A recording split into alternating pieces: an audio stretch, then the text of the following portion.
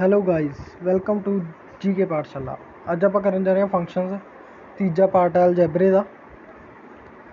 ਦੇਖੋ ਪਹਿਲਾ definition of a function, let a and b be two non-empty sets. A function from a to b is that function a mapping to b is a relation such that all elements of a are related to the elements of b. ਇੱਕ ਦਾ ਜੋ relation ਕਦੋਂ ਕਹਾਂਗੇ ਆਪਾਂ, ਜਦੋਂ ਸਾਰੇ elements a ਦੇ b ਨਾਲ relate ਕਰਨੇ ਚਾਹੀਦੇ ਆ। And no element of a is related to more than one element of b। ਅਤੇ ਇੱਕ ਐਲੀਮੈਂਟ a ਦੇ more than one element of b ਨਾਲ ਰਿਲੇਟ ਨਹੀਂ ਕਰਨੇ ਚਾਹੁੰਦੇ। ਜਿਵੇਂ ਦੇਖੋ ਇਹਦੀ ਐਗਜ਼ਾਮਪਲ ਲੈ ਸਕਦੇ ਆਪਾਂ, ਇਹ ਕੀ ਹੈ, a ਸੈੱਟ ਹੈ, ਇਹ ਆਪਣੇ ਲਵੇ b ਸੈੱਟ ਹੈ। ਹੁਣ ਇਸ ਵਿੱਚ ਦੇਖੋ ਇਹਨੂੰ ਕਹਿੰਦੇ ਆਪਾਂ ਚਾਈਲਡ, ਇਹਨੂੰ ਕਹਿੰਦੇ ਆਪਾਂ ਮਦਰ। ਜਿਵੇਂ ਆਹ ਚਾਰ ਨੇ, ਇੱਧਰ ਵੀ ਚਾਰ ਨੇ। ਹੁਣ ਦੇਖੋ ਇਹ 1 to 1 1 to 1 1 to 1 child mother, ਇਹ ਹੋ ਸਕਦਾ, ਠੀਕ ਹੈ, ਇਹ ਪੋਸੀਬਲ ਹੈ ਕੇਸ। ਅਤੇ ਇਸ ਤੋਂ ਬਾਅਦ ਹੁਣ ਦੇਖੋ ਆਹ ਪੋਸੀਬਲ ਹੈ, ਇੱਕ ਚਾਈਲਡ ਦੀਆਂ ਦੋ ਮਦਰਸ ਹੋ ਸਕਦੀਆਂ ਨਹੀਂ, ਇਸ ਕਰਕੇ ਇਹ ਕੀ ਹੈ ਹੁਣ ਰਿਲੇਸ਼ਨ ਨਹੀਂ ਹੈਗਾ। ਬਟ ਇਹਦੇ ਵਿੱਚ ਕੀ ਹੈ, ਹੁਣ ਆਹ ਚੀਜ਼ ਪੋਸੀਬਲ ਹੈਗੀ ਹੈ, ਕਿਉਂਕਿ ਇੱਕ ਮਦਰ ਦੇ 3 ਚਾਈਲਡ ਹੋ ਸਕਦੇ ਆ, ਠੀਕ ਹੈ। ਇਹਨੂੰ ਵੀ ਕਹਿੰਦੇ ਆਪਾਂ ਰਿਲੇਸ਼ਨ। ਇਹ ਸੈੱਟ ਦਾ ਹਰ ਇੱਕ ਐਲੀਮੈਂਟ ਬੀ ਨਾਲ ਰਿਲੇਟ ਕਰਨਾ ਚਾਹੀਦਾ। ਡੈਫੀਨੇਸ਼ਨ ਆਫ ਰਿਲੇਸ਼ਨ ਹੈ। ਜਿਵੇਂ ਇਹਨੂੰ ਰਿਲੇਸ਼ਨ ਕਿਵੇਂ ਕਹਾਂਗੇ ਆਪਾਂ, ਸਭ ਤੋਂ ਪਹਿਲਾਂ ਫੰਕਸ਼ਨ 'ਚ ਕੋਈ ਫੰਕਸ਼ਨ ਹੈ, ਫੰਕਸ਼ਨ ਇਨਪੁਟ ਦਿੰਦੇ ਹਾਂ, ਉਹਦੇ ਵਿੱਚ ਇਨਪੁਟ ਹੈ ਕੋਈ ਵੀ, ਉਹਦੇ ਵਿੱਚ ਠੀਕ ਹੈ ਬਾਹਰ ਕੀ ਆਊਗੀ ਆਊਟਪੁੱਟ। ਜਿਵੇਂ ਮਿਕਸਰ ਦੀ ਐਗਜ਼ਾਮਪਲ ਲੈ ਸਕਦੇ ਹੋ ਆਪਾਂ, ਫਰੂਟਸ ਪਾਉਂਦੇ ਹਾਂ ਉਹਦੇ ਵਿੱਚ, ਬਾਅਦ ਚੋਂ ਮਿਕਸੀ ਕੇ ਮਸ਼ੀਨ ਕੰਮ ਕਰਦੀ ਹੈ ਅਤੇ ਬਾਅਦ 'ਚ ਆਊਟਪੁੱਟ ਕੀ ਜੂਸ ਨਿਕਲ ਜਾਂਦੇ। ਨੈਕਸਟ ਹੈ ਅਲਜੈਬਰਾ ਆਫ ਫੰਕਸ਼ਨਸ। ਹੁਣ ਕੁਛ ਕੁ ਫੰਕਸ਼ਨ ਦੀਆਂ ਪ੍ਰੋਪਰਟੀਜ਼ ਨੇ। ਸਭ ਤੋਂ ਪਹਿਲਾਂ ਹੈਗੀ ਸਕੇਲਰ ਮਲਟੀਪਲੀਕੇਸ਼ਨ ਆਫ ਫੰਕਸ਼ਨ। ਮੰਨ ਲਓ ਸੀ ਐਫ ਐਕਸ, ਆਪਾਂ ਕਿਸੇ ਵੀ ਫੰਕਸ਼ਨ ਦੀ ਸੀ ਨਾਲ ਉਹ ਕੌਂਸਟੈਂਟ ਸੀ ਕੀ ਹੈ, ਇਹ 'ਚ ਸਕੇਲਰ ਕੁਆਂਟੀਟੀ ਹੈ, ਕੌਂਸਟੈਂਟ ਹੋਊਗੀ, ਇਹ ਫੰਕਸ਼ਨ ਵਿੱਚੋਂ ਬਾਹਰ ਆ ਜਾਊਗਾ। ਇਹ second property addition and subtraction of functions. F plus minus G X, ਤਾਂ ਇਹਨੂੰ F X plus G minus G X ਲਿਖ ਸਕਦੇ। ਮਲਟੀਪਲੀਕੇਸ਼ਨ 'ਚ F X G X, G F X, F X G X ਲਿਖ ਸਕਦੇ। Division, ਇਹ ਕੀ ਅਲਜੈਬਰੇ ਦੇ properties ਨੇ, ਇਹ ਤੁਹਾਨੂੰ ਯਾਦ ਰੱਖਣੀਆਂ ਪੈਣੀਆਂ। ਨੈਕਸਟ ਹੈ ਈਵਨ ਐਂਡ ਓਡ ਫੰਕਸ਼ਨ। ਇਹ ਇੰਪੋਰਟੈਂਟ ਹੈ। ਇਹ function F X is said to be even function if f minus x equal to F x for all X.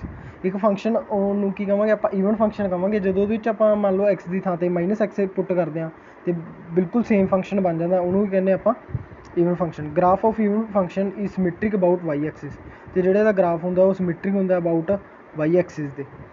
ਤੁਸੀਂ ਇਹਦੀ ਉਹ ਲੈ ਸਕਦੇ ਹੋ ਐਗਜ਼ਾਮਪਲ, ਜਿਵੇਂ ਆਪਣੇ ਮੰਨ ਲਓ ਐਫ ਐਕਸ ਹੈ, ਐਫ ਐਕਸ ਗਿਵਨ ਆਪਣੇ ਲਈ ਐਕਸ ਸਕੇਅਰ। ਹੁਣ ਆਪਾਂ ਹੀ ਕरें ਇਹਦੇ ਵਿੱਚ ਐਕਸ ਦੀ ਥਾਂ 'ਤੇ ਇਨਪੁੱਟ ਮਾਈਨਸ ਐਕਸ ਲਵਾਂਗੇ, ਕੀ ਆ ਜਾਊਗਾ ਮਾਈਨਸ ਐਕਸ ਦਾ whole square is equal to x square. ਹੁਣ ਦੇਖੋ ਦੁਬਾਰਾ ਕੀ ਬਣ ਗਿਆ, ਇਹ ਸੇਮ ਫੰਕਸ਼ਨ ਬਣ ਗਿਆ ਐਫ ਐਕਸ, ਇਸ ਕਰਕੇ ਇਹ ਕੀ ਹੈ ਈਵਨ ਫੰਕਸ਼ਨ ਹੈ। ਸਿਮਿਲਰਲੀ ਆਪਾਂ ਟ੍ਰਿਗਨੋਮੈਟਰੀ 'ਚ ਵੀ ਐਗਜ਼ਾਮਪਲ ਲੈ ਸਕਦੇ ਹਾਂ। ਟ੍ਰਿਗਨੋਮੈਟਰੀ 'ਚ ਕਿਵੇਂ ਹੁੰਦਾ, ਮੰਨ ਲਓ F X is equal to cos X ਹੈ ਜਾਂ ਸੀਕੈਂਟ ਐਕਸ ਹੈ। ਇਹ ਦੋਨੋਂ ਕੀ ਹੁੰਦੇ ਆ, ਈਵਨ ਫੰਕਸ਼ਨ ਹੁੰਦੇ ਆ, ਇਸ ਕਰਕੇ ਇਹਨਾਂ 'ਚੋਂ ਕਦੇ ਵੀ ਮਾਈਨਸ ਬਾਹਰ ਨਹੀਂ ਆਉਂਦਾ। ਮੰਨ ਲਓ ਐਫ, ਹੁਣ ਇਹਦੇ ਵਿੱਚ ਮਾਈਨਸ ਐਕਸ ਪੁੱਟ ਕਰਦੇ ਆਪਾਂ, ਤਾਂ ਇਹ ਸੇਮ ਫੰਕਸ਼ਨ ਹੀ ਰਹੂਗਾ ਕੋਸ ਐਕਸ ਅਤੇ ਸੀਕੈਂਟ ਐਕਸ, ਸੇਮ ਫੰਕਸ਼ਨ ਹੀ ਰਹੂਗਾ, ਕਿਉਂਕਿ ਇਹ ਦੋਨੋਂ ਕੀ ਨੇ ਈਵਨ ਫੰਕਸ਼ਨਸ ਨੇ। ਅਤੇ ਹੁਣ ਇਹ function F X is said to be odd function when if f minus x equal to minus x. ਮਤਲਬ ਉਹਦੇ ਵਿੱਚ ਕੀ ਹੈ, ਮਾਈਨਸ ਬਾਹਰ ਆ ਜਾਏ ਆਪਣੇ ਕੋਲ। ਜੇ ਮੰਨ ਲਓ ਆਪਣੇ ਲਈ ਐਫ ਐਕਸ ਫੰਕਸ਼ਨ ਹੈ ਐਕਸ, ਠੀਕ ਹੈ। ਹੁਣ ਦੇਖੋ ਇਹਦੇ ਵਿੱਚ ਪੁੱਟ ਕਰਾਂਗੇ ਆਪਾਂ ਐਫ ਮਾਈਨਸ ਐਕਸ, ਤਾਂ ਕੀ ਰਹਿ ਜੂ ਫੰਕਸ਼ਨ ਮਾਈਨਸ ਐਕਸ। ਹੁਣ ਇਹਨੂੰ ਐਂ ਲਿਖ ਸਕਦਾ ਮੈਂ ਮਾਈਨਸ ਐਫ ਆਫ ਐਕਸ, ਇਹ ਕੀ ਬਣ ਗਿਆ ਓਡ ਫੰਕਸ਼ਨ। ਤੁਸੀਂ ਇਸ ਤਰ੍ਹਾਂ ਯਾਦ ਰੱਖ ਸਕਦੇ ਹੋ, ਜਿਸ ਵਿੱਚ ਮਾਈਨਸ ਬਾਹਰ ਆ ਜਾਏ ਉਹ ਕੀ ਹੈ ਓਡ ਫੰਕਸ਼ਨ, ਜਿਸ ਵਿੱਚ ਮਾਈਨਸ ਬਾਹਰ ਨਾ ਆਵੇ ਉਹ ਕੀ ਹੁੰਦਾ ਈਵਨ ਫੰਕਸ਼ਨ। ਅਤੇ ਟ੍ਰਿਗਨੋਮੈਟਰੀ 'ਚ ਇਹਦੀ ਐਗਜ਼ਾਮਪਲ ਲੈ ਸਕਦੇ ਹੋ। ਟ੍ਰਿਗਨੋਮੈਟਰੀ 'ਚ ਜਿਵੇਂ ਫੰਕਸ਼ਨਸ ਹੋ ਗਏ ਸਾਈਨ ਕੋਸੀਕੈਂਟ, ਟੈਨ ਅਤੇ ਕੋਟ, ਇਹ ਸਾਰੇ ਕੀ ਨੇ ਆਪਣੇ ਓਡ ਫੰਕਸ਼ਨਸ ਨੇ।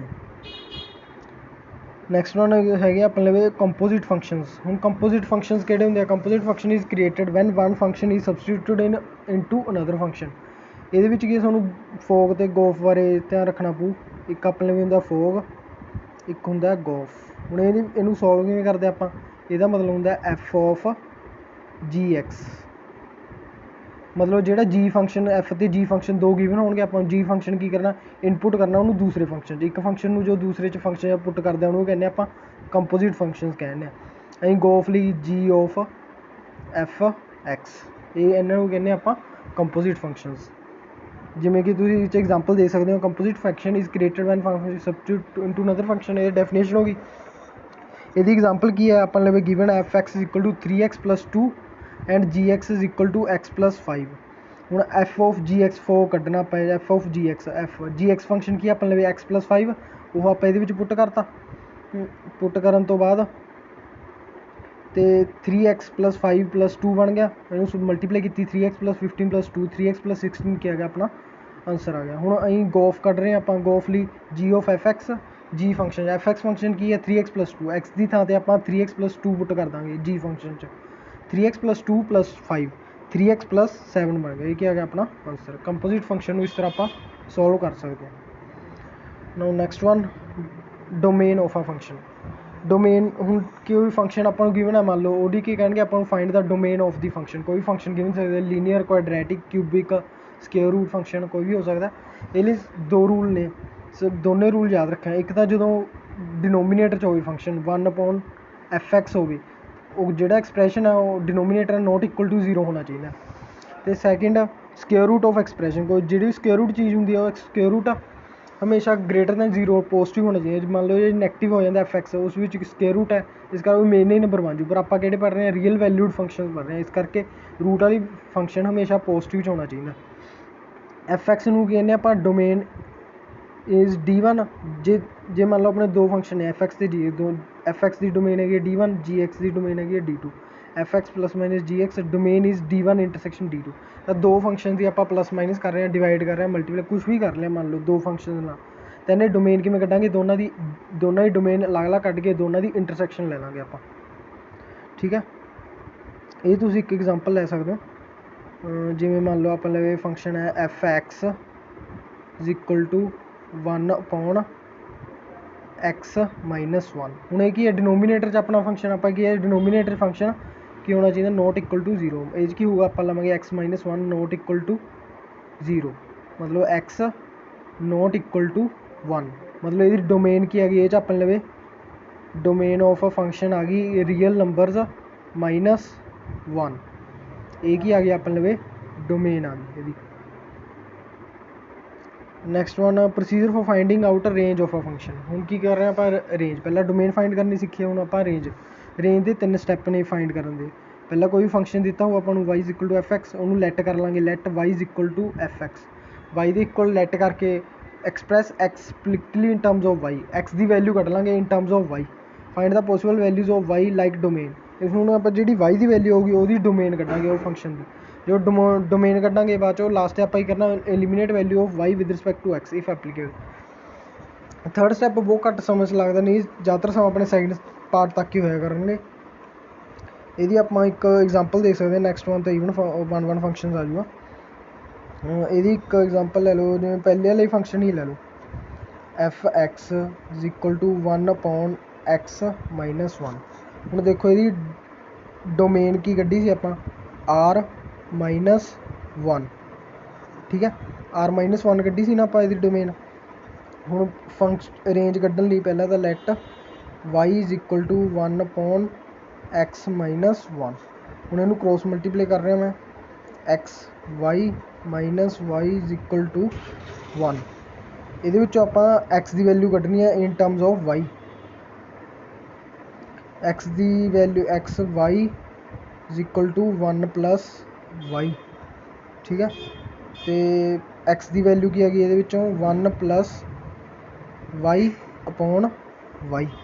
ਹੁਣ ਦੇਖੋ ਇਹਦੇ ਵਿੱਚ ਕੀ ਆ, ਹੁਣ ਇਹਦੀ ਆਪਾਂ ਡੋਮੇਨ ਕੱਢਣੀ ਹੈ। ਡੋਮੇਨ ਕੱਢਣ ਲਈ ਕੀ ਕਿਹਾ ਸੀ ਫਸਟ ਰੂਲ, ਵੀ ਡਿਨੋਮੀਨੇਟਰ ਨੋਟ ਇਕੁਅਲ ਟੂ 0 ਹੋਣਾ ਚਾਹੀਦਾ। ਇਹਦੇ ਵਿੱਚ ਕੀ ਆ ਜੂ, ਡੋਮੇਨ ਆਪਣੇ y ਨੋਟ ਇਕੁਅਲ ਟੂ 0, ਮਤਲਬ ਇਹਦੀ ਆਪਣੀ ਰੇਂਜ ਕੀ ਆ ਗਈ r - 0, ਇਹ ਕੀ ਆ ਗਈ ਸਿੰਪਲੀ ਆਪਣੀ ਰੇਂਜ ਆ ਗਈ, ਠੀਕ ਹੈ। ਸਮਝ ਆ ਗਿਆ। ਤੁਸੀਂ ਕਮੈਂਟ ਕਰਕੇ ਦੱਸ ਸਕਦੇ ਹੋ ਵੀਡੀਓ ਚੰਗੀ ਲੱਗ ਰਹੀ ਹੋ, ਜੇ ਕੁਛ ਨਹੀਂ ਪ੍ਰੋਬਲਮ ਆਉਂਦੀ ਹੈ ਕੋਈ ਵੀ ਤੁਹਾਨੂੰ, ਤੁਸੀਂ ਕਮੈਂਟ ਕਰਕੇ ਦੱਸ ਸਕਦੇ ਹੋ, ਮੈਂ ਰਿਪਲਾਈ ਜ਼ਰੂਰ ਕਰੂੰਗਾ। ਅੱਗੇ ਨੈਕਸਟ ਵਨ ਹੈਗਾ ਆਪਣੇ 1 ਐਂਡ ਮੈਨੀ ਵਨ ਫੰਕਸ਼ਨ। ਇਹ ਟਾਈਪਸ ਨੇ ਫੰਕਸ਼ਨ ਦੀਆਂ 1 1 ਮੈਨੀ 1 ਫੰਕਸ਼ਨਸ ਔਨ ਟੂ ਫੰਕਸ਼ਨਸ ਅਤੇ ਇਹਨੂੰ 1 1 ਨੂੰ ਦੂਸਰਾ ਨਾਮ ਹੈ ਇੰਜੈਕਟਿਵ ਫੰਕਸ਼ਨ। ਇਹ function F A to B said to be 1 1 or injective if all elements of A have different images in B otherwise it is called many 1 function. ਇਹਦੇ ਵਿੱਚ ਕੀ ਹੁੰਦਾ, ਇਹ ਜਿਹੜੇ ਵੀ 1 1 ਫੰਕਸ਼ਨ ਹੈ ਉਹਦੇ ਵਿੱਚ ਇੱਕ ਐਲੀਮੈਂਟ ਦੀ ਇੱਕ ਇਮੇਜ ਹੋਣੀ ਚਾਹੀਦੀ ਹੈ, ਹਰ ਇੱਕ ਐਲੀਮੈਂਟ ਦੀ ਇੱਕ ਇਮੇਜ ਹੋਊ, ਉਹਨੂੰ ਵੀ ਕਹਾਂਗੇ ਆਪਾਂ 1 1 ਫੰਕਸ਼ਨ। ਮੈਥੇਮੈਟਿਕਲੀ ਕਿਵੇਂ ਸੋਲਵ ਕਰਦੇ ਆਪਾਂ ਇਹਨੂੰ, f a is equal to f b it implies a is equal to b. ਇਹ ਪ੍ਰੂਵ ਕਰ ਇਹਦੇ ਰਾਹੀਂ ਆਪਾਂ ਪ੍ਰੂਵ ਕਰ ਸਕਦੇ ਹਾਂ ਕੋਈ ਫੰਕਸ਼ਨ 1 1 ਹੈਗਾ ਜਾਂ ਨਹੀਂ ਹੈਗਾ। Okay got it. Next one is periodic function. Periodic function ਕੀ ਹੁੰਦਾ, ਇਹ function F X is said to periodic function if there exist a positive real number such that F X plus T is equal to F X for all X. ਇਹ ਕੀ, ਇਹ ਤਾਂ definitions ਆ ਗਈ। ਹੁਣ ਆਪਾਂ ਜੇ ਵੈਸੇ ਹੁਣ ਸਮਝੀਏ ਪੀਰੀਓਡਿਕ ਫੰਕਸ਼ਨ ਹੁੰਦਾ ਕੀ ਹੈ, ਪੀਰੀਓਡਿਕ ਫੰਕਸ਼ਨ ਉਹ ਹੁੰਦੇ ਆ ਜਿਹੜੇ ਕੁਛ ਰੈਗੂਲਰ ਇੰਟਰਵਲ ਆਫ ਟਾਈਮ ਤੋਂ ਬਾਅਦ ਰਿਪੀਟ ਹੋਣੇ ਸ਼ੁਰੂ ਹੋ ਜਾਂਦੇ ਆ। ਜਿਵੇਂ ਆਪਾਂ ਸਾਈਨ ਅਤੇ ਕੋਸ ਦਾ ਲੈ ਸਕਦੇ ਹਾਂ। ਸਾਈਨ ਅਤੇ ਕੋਸ ਵਿੱਚ ਕੀ ਹੁੰਦਾ, ਦੇਖੋ ਹੁਣ ਗ੍ਰਾਫ ਤਾਂ ਤੁਸੀਂ ਪੜ੍ਹੇ ਹੋਣਾ ਸਾਈਨ ਅਤੇ ਕੋਸ ਦਾ। ਸਾਈਨ ਦਾ ਗ੍ਰਾਫ ਕਿਵੇਂ ਹੁੰਦਾ, ਐਵੇਂ ਹੁੰਦਾ, ਅਤੇ ਇਹਦੀ ਵੈਲਿਊ ਸਾਈਨ ਦੀ ਕਿੰਨੇ ਤੋਂ ਕਿੰਨੇ ਵਿੱਚ ਲਾਈ ਕਰਦੀ ਹੈ, -1 ਤੋਂ ਲੈ ਕੇ 1 ਦੇ ਵਿੱਚ ਲਾਈ ਕਰਦੀ ਹੁੰਦੀ ਹੈ। ਇਹਦੀ ਕੀ ਰੈਗੂਲਰ ਇੰਟਰਵਲ ਆਫ ਟਾਈਮ ਤੋਂ ਬਾਅਦ ਵੈਲਿਊ ਰਿਪੀਟ ਹੁੰਦੀ ਹੈ, ਰੈਗੂਲਰ ਇੰਟਰਵਲ ਟਾਈਮ ਤੋਂ ਰਿਪੀਟ ਹੁੰਦੀ ਹੈ ਨਾ, ਇਸ ਕਰਕੇ ਇਹਨੂੰ ਕਹਿੰਦੇ ਆ ਪੀਰੀਓਡਿਕ ਫੰਕਸ਼ਨ। ਸਾਈਨ ਅਤੇ ਕੋਸ ਕੀ ਨੇ, ਇਸ ਕਰਕੇ ਇਹ ਪੀਰੀਓਡਿਕ ਫੰਕਸ਼ਨ ਹੈ, ਕਿਉਂਕਿ ਰੈਗੂਲਰ ਇੰਟਰਵਲ ਆਫ ਟਾਈਮ ਤੋਂ ਬਾਅਦ ਇਹਨਾਂ ਦੀ ਵੈਲਿਊ ਰਿਪੀਟ ਹੋਣੀ ਸ਼ੁਰੂ ਹੋ ਜਾਂਦੀ ਹੈ, ਅਤੇ -1 ਤੋਂ ਲੈ ਕੇ 1 ਦੇ ਵਿੱਚ ਇਹਨਾਂ ਦੀ ਵੈਲਿਊ ਵੇਰੀ ਕਰਦੀ ਹੈ। ਲੀਸਟ ਸੱਚ ਦੈਟ ਉਹ value of t is the fundamental period of y is equal to F x. ਜਿਹੜੀ ਪਰਟੀਕੂਲਰ ਵੈਲਿਊ ਹੁੰਦੀ ਉਹ ਤੋਂ ਬਾਅਦ ਰਿਪੀਟ ਹੋਣੀ ਵੈਲਿਊ ਸ਼ੁਰੂ ਹੁੰਦੀ ਆ, ਉਹਨੂੰ ਕਹਿੰਦੇ ਆਪਾਂ ਇਹਦਾ ਕਿਸੇ ਵੀ ਫੰਕਸ਼ਨ ਦਾ ਪੀਰੀਅਡ। ਜਿਵੇਂ ਇਹਨਾਂ ਦਾ ਪੀਰੀਅਡ ਅਲੱਗ-ਅਲੱਗ ਹੁੰਦੇ ਆ ਸਾਰੇ ਫੰਕਸ਼ਨਸ ਦੇ। Graph of periodic function repeat at fixed, ਉਹੀ ਹੈ ਗ੍ਰਾਫ ਹੈ। ਆਪਾਂ ਗ੍ਰਾਫ ਸਾਈਨ ਅਤੇ ਕੋਸ ਦਾ ਗ੍ਰਾਫ ਵੀ ਦੇਖ ਲੈਂਦੇ ਆਪਾਂ। ਕੋਸ ਦਾ ਗ੍ਰਾਫ ਕਿਵੇਂ ਹੁੰਦਾ, ਉਰੋਂ ਸਟਾਰਟ ਹੁੰਦਾ, ਐਵੇਂ ਰਿਪੀਟਡ ਹੁੰਦਾ, ਨਹੀਂ ਇਹ ਵੀ -1 ਤੋਂ ਮੈਨੂੰ ਵੈਲਿਊ ਵੇਰੀ ਕਰਦੀ ਹੈ, ਠੀਕ ਹੈ। Next one method to find period. ਹੁਣ ਕਿਸੇ ਵੀ ਫੰਕਸ਼ਨ ਦਾ ਆਪਾਂ ਮੈਥਡ ਪੀਰੀਅਡ ਫਾਈਂਡ ਕਰਨਾ ਹੈ ਤਾਂ ਉਹ ਕਿਵੇਂ ਕਰਾਂਗੇ। If period is f X is t then period of y is equal to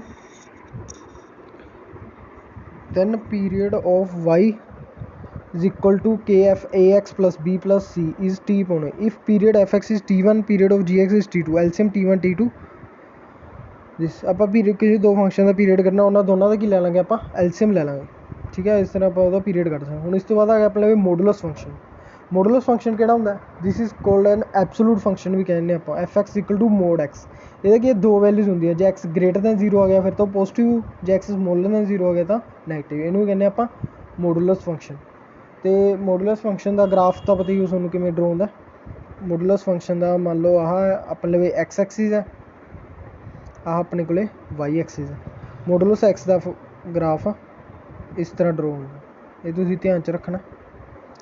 ਜਿਵੇਂ ਲੈ ਸਕਦੇ ਹੋ ਤੁਸੀਂ, ਮੰਨ ਲਓ ਆਪਾਂ ਇਹਦੇ ਵਿੱਚ 1 ਇਨਪੁੱਟ ਕਰਦੇ ਹਾਂ 1, ਤਾਂ ਆਊਟਪੁੱਟ ਵੀ ਕੀ ਆਊਗੀ 1।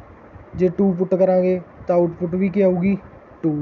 ਅਸੀਂ ਜੇ ਮੰਨ ਲਓ -1 ਪੁੱਟ ਕਰ ਰਿਹਾ ਮੈਂ ਮੋਡੂਲਸ ਫੰਕਸ਼ਨ 'ਚ, ਤਾਂ ਆਊਟਪੁੱਟ ਕੀ ਆਊਗੀ, ਪੋਜ਼ੀਟਿਵ ਦਾ 1 ਨਹੀਂ ਆਊਗਾ, ਕਿਉਂਕਿ ਇਹ ਮੋਡੂਲਸ ਫੰਕਸ਼ਨ ਹੈ, ਇਸ ਕਰਕੇ ਇਹਦਾ ਗ੍ਰਾਫ ਕੀ ਬਣਦਾ, ਵੀ ਸ਼ੇਪਡ ਗ੍ਰਾਫ ਬਣਦਾ ਇਹਦਾ। ਇਸ ਤੋਂ ਬਾਅਦ ਆ ਗਿਆ ਡੋਮੇਨ ਰੇਂਜ। ਆਹ ਦੇਖੋ ਮੋਡੂਲਸ ਫੰਕਸ਼ਨ ਆਪਣਾ ਇਹਦਾ ਗ੍ਰਾਫ ਡਰੋ ਕੀਤਾ ਹੋਇਆ, ਕਹਿੰਦੇ ਇਹਦੀ ਡੋਮੇਨ ਅਤੇ ਰੇਂਜ ਦੱਸੋ। ਹੁਣ ਤੁਸੀਂ ਦੱਸ ਸਕਦੇ ਹੋ ਇਹਦੀ ਡੋਮੇਨ ਅਤੇ ਰੇਂਜ ਕੀ ਹੋਊਗੀ ਮੋਡੂਲਸ ਫੰਕਸ਼ਨ ਦੀ। ਮੋਡੂਲਸ ਫੰਕਸ਼ਨ ਦੀ ਹੁਣ ਡੋਮੇਨ ਦੇਖੋ, ਡੋਮੇਨ ਤਾਂ ਕੀ ਹੋਊਗੀ ਆਰ, ਕਿਉਂਕਿ ਆਪਾਂ ਇਹਦੇ ਵਿੱਚ ਇਨਪੁੱਟ ਕੋਈ ਵੀ ਪੁੱਟ ਕਰ ਸਕਦੇ ਹਾਂ ਵੈਲਿਊ, ਅਤੇ ਆਪਾਂ ਨੂੰ ਆਊਟਪੁੱਟ ਮਿਲ ਜੇਗੀ। ਨਾ ਤਾਂ ਇਹਦੇ ਉੱਤੇ ਸਕੁਏਅਰ ਰੂਟ ਹੈ, ਨਾ ਹੀ ਇਹ ਡਿਨੋਮੀਨੇਟਰ 'ਚ ਹੈ, ਇਸ ਕਰਕੇ ਇਹਦੀ ਡੋਮੇਨ ਕੀ ਆ ਗਈ, ਆਰ ਆ ਗਈ, ਓਲ ਰੀਅਲ ਨੰਬਰਸ। ਹੁਣ ਇਹਦੀ ਰੇਂਜ ਦੇਖੋ, ਰੇਂਜ ਜਦੋਂ ਆਪਾਂ ਕੋਈ ਵੀ ਰੀਅਲ ਨੰਬਰ ਪੁੱਟ ਕਰਦੇ ਹਾਂ ਹਮੇਸ਼ਾ ਆਊਟਪੁੱਟ ਕੀ ਆਉਂਦੀ ਆਪਾਂ ਨੂੰ, ਪੋਜ਼ੀਟਿਵ ਹੁੰਦੀ ਹੈ, ਇਸ ਕਰਕੇ ਇਹਦੀ ਰੇਂਜ ਕੀ ਆਊਗੀ, ਆਰ ਪੋਜ਼ੀਟਿਵ। ਜਾਂ ਇਹਨੂੰ ਆਪਾਂ ਲਿਖ ਸਕਦੇ ਹਾਂ 0 to ਇਨਫਿਨਿਟੀ। ਅਤੇ ਇਹ ਹਮੇਸ਼ਾ ਯਾਦ ਰੱਖਣਾ ਤੁਸੀਂ, ਇਨਫਿਨਿਟੀ ਦੀ ਹਮੇਸ਼ਾ ਓਪਨ ਬਰੈਕਟ ਹੁੰਦੀ ਹੈ 0, ਅਤੇ ਇਹਦੇ ਵਿੱਚ ਕੀ ਆਊ, ਕਲੋਜ਼ ਬਰੈਕਟ, ਕਿਉਂਕਿ ਇਹਦਾ ਆਨਸਰ ਇਹਦਾ 0 ਵੀ ਆ ਸਕਦਾ। ਜਿੱਥੇ ਵੈਲਿਊ ਪ੍ਰੋਪਰ ਆ ਸਕੇ ਉੱਥੇ ਆਪਾਂ ਕਲੋਜ਼ ਬਰੈਕਟ ਪਾਉਣੀ ਹੈ, ਨਹੀਂ ਹੁੰਦੀ ਜਿਵੇਂ ਇਨਫਿਨਿਟੀ ਆਪਾਂ ਨੋ ਡਿਫਾਈਨਡ ਹੈ, ਆਪਾਂ ਨੂੰ ਪਤਾ ਕਿੰਨੀ ਵੈਲਿਊ, ਇਸ ਕਰਕੇ ਇਹਦੇ ਆਪਾਂ ਓਪਨ ਬਰੈਕਟ ਯੂਜ਼ ਕਰਦੇ ਹੁੰਦੇ ਹਾਂ। Next one is greatest integer function.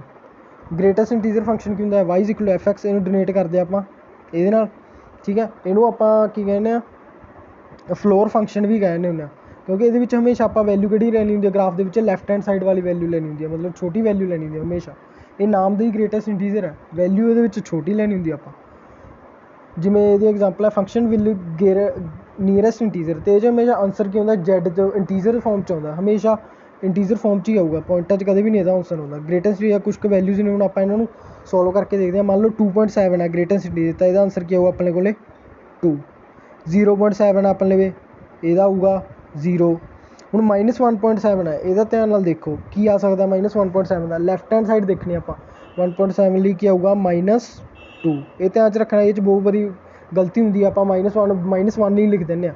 ਪਰ ਧਿਆਨ ਰੱਖਣਾ ਆਪਾਂ ਛੋਟੀ ਵੈਲਿਊ ਲੈਣੀ ਹੈ, ਨਾ ਕਿ ਗ੍ਰੇਟਰ। -1 ਕੀ ਹੋ ਜੂ, ਇਹ ਤੋਂ ਗ੍ਰੇਟਰ ਹੋ ਜੂ। ਮੰਨ ਲਓ 1 ਹੈ, ਇਹ ਤਾਂ ਇੰਟੀਜ਼ਰ ਫਾਰਮ 'ਚ ਹੀ ਹੈ, ਇਸ ਲਈ ਇਹਦਾ 1 ਹੀ ਰਹੂਗਾ ਆਪਣਾ, ਸੋਰੀ 1 ਹੀ ਰਹੂਗਾ। ਅਤੇ √3 ਹੈ, √3 ਦੀ ਵੈਲਿਊ ਕੀ ਹੁੰਦੀ ਆ 1.732 ਹੁੰਦੀ ਆ ਸਮਥਿੰਗ, ਇਸ ਕਰਕੇ ਇਹਦਾ ਵੀ ਆਨਸਰ ਕੀ ਆ ਜਾਊਗਾ 1। ਇਹ ਗ੍ਰੇਟੈਸਟ ਇੰਟੀਜ਼ਰ ਫੰਕਸ਼ਨ ਨੂੰ ਇਸ ਤਰ੍ਹਾਂ ਆਪਾਂ ਸੋਲਵ ਕਰ ਸਕਦੇ ਹਾਂ।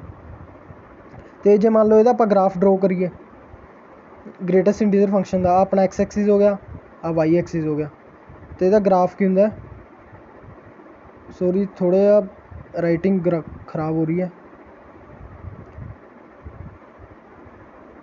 ਇਸ ਤਰ੍ਹਾਂ ਇਹਦਾ ਗ੍ਰਾਫ ਬਣਦਾ। ਇਹ ਦੇਖੋ ਇੱਧਰ ਓਪਨ ਬ੍ਰੈਕਟਸ ਨੇ, ਮਤਲਬ ਇੱਧਰਲੀ ਵੈਲਿਊਜ਼ ਨਹੀਂ ਹੁੰਦੀ, ਇੱਧਰ ਵਿਚਾਲੇ ਕੋਈ ਵੀ ਪੁਆਇੰਟ ਵਾਲੀ ਵੈਲਿਊ ਆ ਸਕਦੀ ਹੈ, ਅਤੇ ਇੱਧਰ ਲਾਸਟ ਵੈਲਿਊ ਹੈ, ਜਿਵੇਂ 0 ਉਰੇ 0 ਹੋਊ, ਫਿਰ 1 ਫਿਰ 2। ਇਸ ਤਰ੍ਹਾਂ ਇਹ ਡਿਸਕੰਟੀਨਿਊਸ ਗ੍ਰਾਫ ਹੁੰਦਾ, ਨਾ ਹੀ ਇਹ ਡਿਫਰੈਂਸ਼ੀਏਬਲ ਹੁੰਦਾ। ਜਿਵੇਂ ਸਾਈਨ ਅਤੇ ਕੋਸ ਕੀ ਸੀ ਆਪਣੇ ਕੋਲ ਕੰਟੀਨਿਊਸ ਗ੍ਰਾਫ ਸੀ, ਉਹ ਟੁੱਟਦਾ ਨਹੀਂ ਸੀ, ਇਹ ਵੀ ਯਾਦ ਰੱਖਿਓ। ਜਿਵੇਂ ਸਾਈਨ ਦਾ ਗ੍ਰਾਫ ਸੀ ਆਪਣੇ ਕੋਲੇ, ਇਹ ਕਿਸੇ ਕੰਟੀਨਿਊਸ ਗ੍ਰਾਫ ਸੀ, ਅਤੇ ਇਹ ਡਿਫਰੈਂਸ਼ੀਏਬਲ ਵੀ ਹੁੰਦਾ, ਇਹ ਵੀ ਆਪਾਂ ਟੋਪਿਕ ਕਰਾਂਗੇ ਅੱਗੇ, ਠੀਕ ਆ। Next one greatest integer. ਆ ਦੇਖੋ ਤੁਸੀਂ ਦੇਖ ਸਕਦੇ ਹੋ ਇਹਦੇ ਵਿੱਚ ਗ੍ਰੇਟੈਸਟ ਇੰਟੀਜ਼ਰ ਫੰਕਸ਼ਨ ਦਾ ਗ੍ਰਾਫ ਇਸ ਤਰ੍ਹਾਂ ਬਣਦਾ। ਇੱਧਰ ਇਸ 'ਤੇ ਓਪਨ ਬ੍ਰੈਕਟਸ ਓਪਨ ਸਰਕਲ ਕਿਉਂ ਲਗਾਇਆ, ਕਿਉਂਕਿ ਪ੍ਰੋਪਰ ਵੈਲਿਊ ਆਨਸਰ ਨਹੀਂ ਹੁੰਦਾ, ਅਤੇ ਕਲੋਜ਼ ਸਰਕਲ ਉਰੇ ਤਾਂ ਲਗਾਇਆ ਕਿਉਂਕਿ ਵੈਲਿਊ ਆ ਸਕਦੀ ਹੈ। ਗ੍ਰੇਟੈਸਟ ਇੰਟੀਜ਼ਰ ਦਾ ਫੰਕਸ਼ਨ। ਹੁਣ ਇਹਦੀ ਡੋਮੇਨ ਅਤੇ ਰੇਂਜ ਦੱਸ ਸਕਦੇ ਹੋ ਤੁਸੀਂ। ਡੋਮੇਨ ਕੀ ਆਉਣੀ ਇਹਦੇ ਵਿੱਚ ਵੀ ਆਲ ਰੀਅਲ ਨੰਬਰਸ, ਆਪਾਂ ਇਹਦੇ ਵਿੱਚ ਕੋਈ ਵੀ ਵੈਲਿਊ ਪੁੱਟ ਕਰ ਸਕਦੇ ਹਾਂ। ਅਤੇ ਹੁਣ ਰੇਂਜ ਕੀ ਆਊਗੀ ਆਪਣੇ ਲਵੇ, ਰੇਂਜ ਦੱਸ ਸਕਦੇ ਹੋ। ਰੇਂਜ ਕੀ ਆਊ ਆਪਣੇ ਲਵੇ ਇੰਟੀਜ਼ਰਸ, ਓਨਲੀ ਇੰਟੀਜ਼ਰ ਫਾਰਮ 'ਚ ਆਉਂਦੇ ਆ, ਨੈਗੇਟਿਵ ਵੀ ਆਉਣਗੇ ਪੋਜ਼ੀਟਿਵ ਵੀ ਆਉਣਗੇ, ਸਾਰੇ ਇੰਟੀਜ਼ਰਸ ਆਉਣਗੇ, ਇਸ ਕਰਕੇ ਇਹਦੀ ਰੇਂਜ ਕੀ ਹੋਊਗੀ ਇੰਟੀਜ਼ਰਸ। ਨੈਕਸਟ ਵਨ ਹੈਗਾ properties of greatest integer function. ਉਹ ਕੁਛ ਕੁ ਪ੍ਰੋਪਰਟੀਜ਼ ਪੜ੍ਹਨ ਜਾ ਰਹੇ ਆਪਾਂ ਗ੍ਰੇਟੈਸਟ ਇੰਟੀਜ਼ਰ ਫੰਕਸ਼ਨ ਦੀਆਂ। ਜੇ ਮੰਨ ਲਓ bracket x plus -x is equal to 0 ਹੋਊਗਾ if x belongs to integer.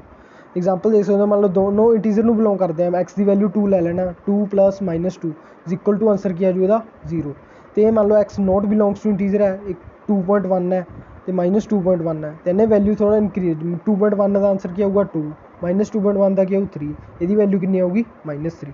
ਇਸ ਤਰ੍ਹਾਂ ਫੰਕਸ਼ਨ ਹੈ। If k belongs to z then x + k, k ਕੀ ਹੈ ਕੋਈ ਵੀ ਕੌਂਸਟੈਂਟ ਹੈ, ਇੰਟੀਜ਼ਰ ਨੂੰ ਬਿਲੋਂਗ ਕਰ ਗਿਆ, ਇਹਨੂੰ ਬਾਹਰ ਆਪਾਂ ਸਿੰਪਲੀ ਕੱਢ ਸਕਦੇ ਹਾਂ। ਅਤੇ ਮੰਨ ਲਓ x minus greatest integer function x minus -x, ਤਾਂ ਇਹਦੀ ਵੈਲਿਊ ਕੀ ਆਊਗੀ 2x if x belongs to integer. ਉਹੀ ਸੇਮ ਵੈਲਿਊ ਹੈ, ਇਹਦੇ ਵਿੱਚ 2 ਪੁੱਟ ਕਰਕੇ ਦੇਖ ਲਓ, x ਦੀ ਵੈਲਿਊ 2, 2 ਮਾਈਨਸ ਦੇਖੋ 2 ਮਾਈਨਸ -2 ਮਾਈਨਸ ਕੀ ਹੋ ਜੂ +2, 2 + 2 4, ਉਹੀ ਆ ਗਈ ਨਾ 2 × x ਦੀ ਵੈਲਿਊ ਪੁੱਟ ਕੀਤੀ ਸੀ ਆਪਾਂ 2 × 2 ਇਜ਼ ਇਕੁਅਲ ਟੂ 4। ਐਂ ਜੇ x not belongs to integer ਹੈ ਤਾਂ ਉਹਦੀ ਵੈਲਿਊ ਆ ਜੂ 2x + 1।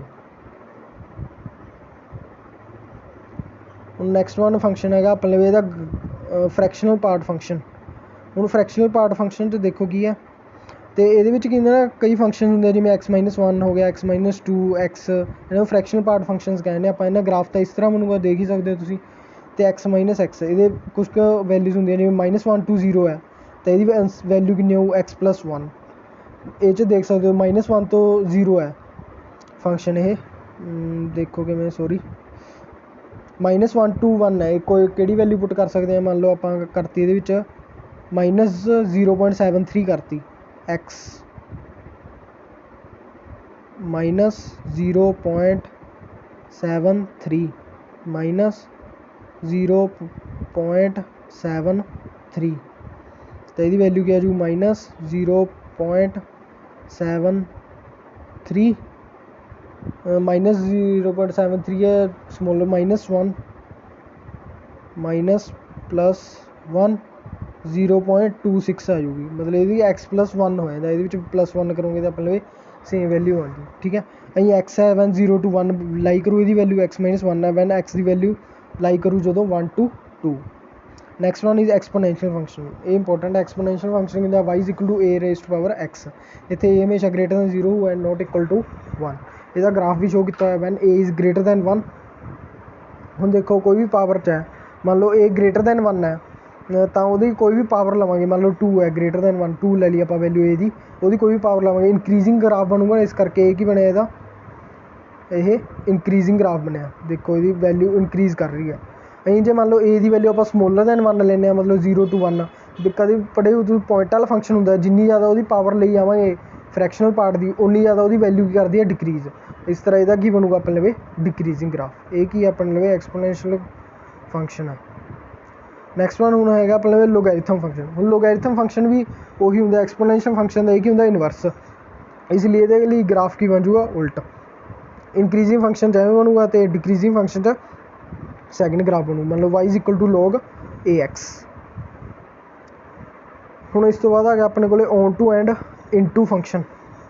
ਇਹ function f(x) from a to b is said to be onto or surjective function if every element of b is image of some element of a। ਇਹਦੇ ਵਿੱਚ ਕੀ, ਉਹਨੂੰ ਆਪਾਂ ਔਨ ਟੂ ਫੰਕਸ਼ਨ ਤਾਂ ਹੀ ਕਹਾਂਗੇ b 'ਚ ਸਾਰੇ ਐਲੀਮੈਂਟਾਂ ਦੀ pre images ਹੋਣੀ ਚਾਹੀਦੀ ਹੈ। Is that it means range of f(x) = code main of f(x)। ਕੋਈ ਵੀ ਐਲੀਮੈਂਟ ਖਾਲੀ ਨਹੀਂ ਹੋਣਾ ਚਾਹੀਦਾ, ਉਹਨੂੰ ਕਹਾਂਗੇ ਆਪਾਂ ਔਨ ਟੂ ਫੰਕਸ਼ਨ। ਅਤੇ ਇਨਵਰਸ ਆਫ ਅ ਫੰਕਸ਼ਨ। ਹੁਣ ਇਨਵਰਸ ਆਪਾਂ ਕਿਸੇ ਫੰਕਸ਼ਨ ਦਾ ਕਿਵੇਂ ਫਾਈਂਡ ਕਰ ਸਕਦੇ ਹਾਂ, ਮੰਨ ਲਓ ਇਫ f ਫੰਕਸ਼ਨ ਆਪਾਂ ਨੂੰ x to y, if b a function denoted by y = f(x), f is both 1 1, there exist a unique function ਹੈ y to x। ਕੋਈ ਵੀ ਫੰਕਸ਼ਨ ਹੈ ਉਹਦਾ ਇਨਵਰਸ ਤਾਂ ਹੀ ਐਗਜ਼ਿਸਟ ਕਰੂ ਜੇ ਉਹ 1 1 ਔਨ ਟੂ ਹੈ। ਜੇ ਕਿਸੇ ਫੰਕਸ਼ਨ ਦਾ ਆਪਾਂ ਇਨਵਰਸ ਫਾਈਂਡ ਕਰਨਾ, ਸਭ ਤੋਂ ਪਹਿਲਾਂ ਤਾਂ ਆਪਾਂ ਉਹਨੂੰ ਚੈੱਕ ਕਰਨਾ ਪਊ 1 1 ਔਨ ਟੂ ਹੈਗਾ ਕਿ ਨਹੀਂ, ਠੀਕ ਹੈ। ਬਾਅਦ 'ਚੋਂ ਇਨਵਰਸ ਉਹੀ ਪਹਿਲਾਂ ਵੀ ਕੀਤਾ ਸੀ ਆਪਾਂ, ਰਿਲੇਸ਼ਨ 'ਚ ਕੀਤਾ ਸੀ ਜਿਵੇਂ ਇਨਵਰਸ, ਬਸ ਉਹੀ ਡੋਮੇਨ ਰੇਂਜ ਬਣ ਜੂ, ਰੇਂਜ ਡੋਮੇਨ ਬਣ। ਜਿਵੇਂ ਮੈਪਿੰਗ ਕੀ ਸੀ ਐਫ ਫੰਕਸ਼ਨ 'ਚ x to y ਸੀ ਨਾ, ਅਤੇ ਇਹਦੇ ਇਨਵਰਸ ਫੰਕਸ਼ਨ 'ਚ g 'ਚ ਕੀ ਹੋ ਗਈ, ਮੈਪਿੰਗ y to x ਹੋ ਗਈ, ਠੀਕ ਹੈ। ਅਤੇ y belongs to y ਅਤੇ gy = x। ਇਹਨੂੰ ਕਹਿੰਦੇ ਆ inverse of function. Condition for existence of inverse of function is that the function must be 1 1 and onto. ਇਹਦੀ ਪਰਟੀਕੂਲਰ ਕੰਡੀਸ਼ਨ ਹੈ, ਮਸਟ ਹੈ ਇਹ 1 1 ਅਤੇ ਔਨ ਟੂ ਫੰਕਸ਼ਨ ਹੋਣਾ ਚਾਹੀਦਾ, ਤਾਂ ਹੀ ਉਹਦਾ ਇਨਵਰਸ ਐਗਜ਼ਿਸਟ ਕਰੂ, ਨਹੀਂ ਕਰਦਾ। ਅਤੇ ਇੱਕ ਆਹ ਦਿੱਤਾ ਹੋਇਆ note, f inverse x = f inverse of x = x ਹੁੰਦਾ ਹੈ। ਇਹ ਤੁਸੀਂ ਠੀਕ ਹੈ ਯਾਦ ਰੱਖੋ। ਅਤੇ ਸਿਮੈਟਰਿਕ ਅਬਾਊਟ ਲਾਈਨ y = x। ਜੇ ਮੰਨ ਲਓ ਫੰਕਸ਼ਨ ਇਹਨਾਂ ਦੋਨਾਂ ਇਨਵਰਸ ਗ੍ਰਾਫ ਡਰੋ ਕਰਦੇ ਹਾਂ, y = x, ਸਟੇਟ ਲਾਈਨ ਡਰੋ ਹੋਊਗੀ ਇਹਦਾ ਗ੍ਰਾਫ। ਇਹਦਾ ਗ੍ਰਾਫ ਦੇਖੋ ਕਿਵੇਂ ਬਣੂਗਾ, ਮੰਨ ਲਓ x ਐਕਸਿਸ ਹੈ, ਆ y ਐਕਸਿਸ ਹੈ, ਇਹਦਾ ਗ੍ਰਾਫ ਕਿਵੇਂ ਬਣਦਾ, ਸੈਂਟਰ ਲਾਈਨ ਤੋਂ ਬਿਲਕੁਲ ਸਟ੍ਰੇਟ ਬਣਦਾ, ਠੀਕ ਹੈ। ਚਲੋ ਨੈਕਸਟ ਆ ਗਏ ਹੁਣ ਆਪਣੇ ਕੋਲ MCQ। MCQ ਦੇਖ ਸਕਦੇ ਹੋ ਤੁਸੀਂ। ਫਸਟ MCQ ਹੈ, number of 1 1 and onto functions that can be defined from 1 2 3 4 onto set is 24, then number of elements in B is। ਹੁਣ ਦੇਖੋ ਇਹਦੇ ਵਿੱਚ ਕੀ ਹੈ ਕਿ number of 1 1 onto functions ਕਿੰਨੇ ਡਿਫਾਈਨ ਬਣਾ ਸਕਦੇ ਹਾਂ, ਤਾਂ 1 1 ਔਨ ਟੂ ਫੰਕਸ਼ਨ 24 ਬਣਾ ਸਕਦੇ ਹਾਂ। ਆਪਾਂ ਕੀ ਪਤਾ ਕਰਨਾ, number of elements in B ਪਤਾ ਕਰਨਾ। ਇਹ ਦੇਖੋ ਕਿਵੇਂ ਕਰੋਗੇ, ਲੈਟ ਸੈਟ A ਸੈਟ 'ਚ ਕੀ ਨੇ 1 2 3 4 ਨੇ, number of elements in A ਕਿੰਨੇ ਆ 4, given that number of 1 to 1 onto function from A to B is 24। ਆਪਾਂ ਨੂੰ ਗਿਵਨ ਹੈ 1 1 ਔਨ ਟੂ ਫੰਕਸ਼ਨ ਕਿੰਨੇ ਨੇ A to B 24 ਨੇ, number of elements in B = 4। ਆਪਾਂ ਲੈਟ ਕਰ ਲਿਆ ਜੇ 4 ਹੋਣ ਨੰਬਰ ਆਫ ਐਲੀਮੈਂਟਸ B 'ਚ ਵੀ, number of 1 to 1 function A to B ਕਿੰਨੇ ਹੋਣਗੇ 4 ਫੈਕਟੋਰੀਅਲ।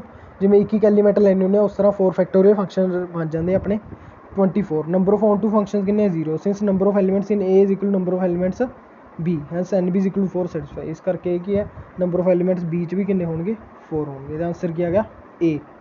ਨੈਕਸਟ ਕੁਐਸਚਨ ਹੈ, given that f(x) = this 2 is greater n belongs to natural number. ਆਪਾਂ ਕੀ ਪਤਾ ਕਰਨਾ, f(x) ਪਤਾ ਕਰਨਾ, ਮਤਲਬ ਉਹੀ ਕੰਪੋਜ਼ਿਟ ਫੰਕਸ਼ਨ ਨੂੰ ਆਪਾਂ ਸੋਲਵ ਕਰਕੇ ਦਿਖਾਉਣਾ। ਹੁਣ ਦੇਖੋ ਇਹਦੇ ਵਿੱਚ f(x) ਹੈ, ਮਤਲਬ f(x) ਦੀ ਵੈਲਿਊ ਕੀ ਹੈ a - x the power n power 1/n, ਠੀਕ ਹੈ। ਇਹਨੂੰ ਦੁਬਾਰਾ ਸੋਲਵ ਕਰਨੀ ਆਪਾਂ ਕੀ ਕਰਾਂਗੇ, ਫੰਕਸ਼ਨ ਦੁਬਾਰਾ ਫੇਰ ਪੁੱਟ ਕਰ ਦਾਂਗੇ। a - x ਦੀ ਵੈਲਿਊ ਕੀ ਹੈ a - x the power n 1/n, ਇਹਦੀ ਪਾਵਰ ਕੀ ਹੈ n, ਠੀਕ ਹੈ। n ਨਾਲ n ਕੈਂਸਲ ਹੋ ਜੂਗਾ, ਅੱਗੇ a - a plus x the power n, a ਨਾਲ a ਕੈਂਸਲ ਹੋ ਜੂਗਾ। ਆਪਣਾ ਆਨਸਰ ਕੀ ਹੈਗਾ x⁻n। ਇਹ ਸੋਲਿਊਸ਼ਨ ਦੇਖ ਸਕਦੇ ਹੋ ਤੁਸੀਂ। x ਕੀ ਆ ਜੂਗਾ ਆਪਣਾ 1/n ਨਾਲ n ਵੀ ਕੱਟ ਜੂਗਾ, ਉਹ ਲੈਣਾ ਭੁੱਲ ਗਏ ਸੀ ਆਪਾਂ। ਨੈਕਸਟ ਵਨ ਹੈ ਡੋਮੇਨ ਆਫ ਦਿਸ। ਆਪਾਂ ਕੀ ਕਰਨੀ ਹੈ, ਇਹਦੀ ਫੰਕਸ਼ਨ ਦੀ ਡੋਮੇਨ ਪਤਾ ਕਰਨੀ ਆ। ਹੁਣ ਦੇਖੋ ਇਹਦੇ ਲਈ ਆਪਾਂ ਕੀ ਰੂਲ ਕੀ ਕੀਤਾ ਸੀ, ਇੱਕ ਤਾਂ ਡਿਨੋਮੀਨੇਟਰ ਨੋਟ ਇਕੁਅਲ ਟੂ 0 ਹੋਣਾ ਚਾਹੀਦਾ, ਠੀਕ ਹੈ। ਅਤੇ ਇੱਕ ਜਿਹੜਾ ਸਕੁਅਰ ਰੂਟ ਫੰਕਸ਼ਨ ਉਹ ਮੇਰਾ ਗ੍ਰੇਟਰ ਦੈਨ 0 ਹੋਣਾ ਚਾਹੀਦਾ। ਮਤਲਬ ਇਹਦੇ ਵਿੱਚ ਕੀ ਆਊਗਾ ਆਪਣਾ cos x ਮੋਡ 'ਚ ਪਲੱਸ cos x। ਜੇ ਡਿਨੋਮੀਨੇਟਰ 'ਚ ਹੁੰਦਾ ਇਕੱਲਾ ਰੂਟ ਸਕੁਅਰ ਰੂਟ ਨਾ ਹੁੰਦਾ ਫਿਰ ਤਾਂ ਆਪਾਂ ਨੋਟ ਇਕੁਅਲ ਟੂ 0, ਬਟ ਇਹਦੇ ਸਕੁਅਰ ਰੂਟ ਵੀ ਹੈ, ਇਸ ਕਰਕੇ ਇਹ ਕੀ ਹੋਊਗਾ ਸਟ੍ਰਿਕਟਲੀ ਗ੍ਰੇਟਰ ਦੈਨ 0, ਕਿਉਂਕਿ ਰੂਟ 'ਚ ਕੋਈ ਵੈਲਿਊ ਨੈਗੇਟਿਵ ਨਹੀਂ ਹੋ ਸਕਦੀ। ਜੇ ਨੈਗੇਟਿਵ ਹੋ ਜਾਵੇ ਇਮੇਜਨਰੀ ਨੰਬਰ ਬਣ ਜਾਊਗਾ। ਹੁਣ ਦੇਖੋ ਇਹਦੇ ਕੀ ਰਿਜ਼ਲਟ ਬਣ ਸਕਦੇ ਆ, ਦੱਸੋ।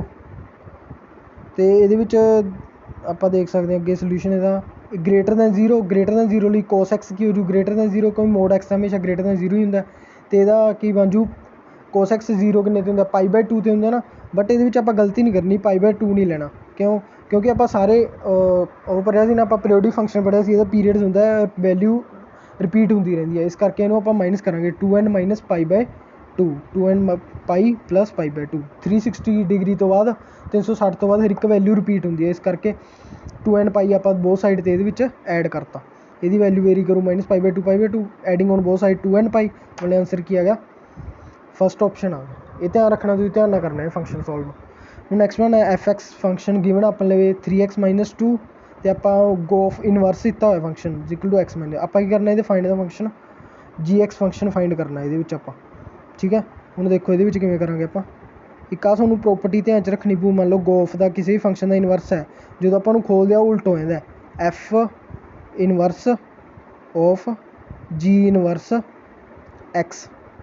ਇਹ ਪ੍ਰੋਪਰਟੀ ਤੁਸੀਂ ਧਿਆਨ 'ਚ ਰੱਖਣੀ ਹੈ। ਇਹ ਆਪਾਂ ਨੂੰ ਗਿਵਨ ਹੈ ਕਿ ਇਹਦੇ ਇਕੁਅਲ ਇਹ x - 2 ਦੇ।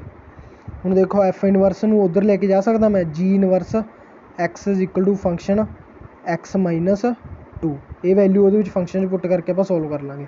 ਇਹ ਸੋਲਿਊਸ਼ਨ ਦੇਖ ਸਕਦੇ ਹੋ ਤੁਸੀਂ, f ਇਨਵਰਸ x ਦੀ ਵੈਲਿਊ ਕਿੰਨੀ ਆ ਗਈ x + 2/3 ਆ ਗਈ। ਗੋਫ ਇਨਵਰਸ ਨੂੰ ਜੋ ਖੋਲਾਂਗੇ f ਇਨਵਰਸ ਉਹ g inverse x = x - 2 f inverse g inverse x ਦੀ। ਹੁਣ ਆਪਾਂ ਨੂੰ ਪਤਾ ਇਹ 'ਚੋਂ g ਇਨਵਰਸ x ਦੀ ਵੈਲਿਊ ਕੱਢ ਲਾਂਗੇ ਆਪਾਂ, ਮਤਲਬ f ਇਨਵਰਸ ਫੰਕਸ਼ਨ ਸੀ ਜਿਹੜਾ ਆਪਾਂ ਪਹਿਲਾਂ ਕੱਢਿਆ ਸੀ ਇਹਦੇ ਵਿੱਚ g ਇਨਵਰਸ x ਦੀ ਵੈਲਿਊ ਇਹਦੇ ਵਿੱਚ ਪੁੱਟ ਕਰਤੀ ਆਪਾਂ, ਪੁੱਟ ਕੀਤੀ g inverse x = gx function ਕੀ ਆ ਗਿਆ, ਆਪਾਂ ਉਰੋਂ ਆਪਾਂ ਇਨਵਰਸ ਕਰਕੇ ਉਵੇਂ x ਦੀ ਵੈਲਿਊ ਕੱਢ ਲਾਂਗੇ, ਠੀਕ ਹੈ। ਇਹ ਕੀ ਆ ਜੋ ਆਪਣੇ gx ਫੰਕਸ਼ਨ ਹੋ ਜਾਊ, ਆਪਣਾ ਆਨਸਰ ਆ ਗਿਆ।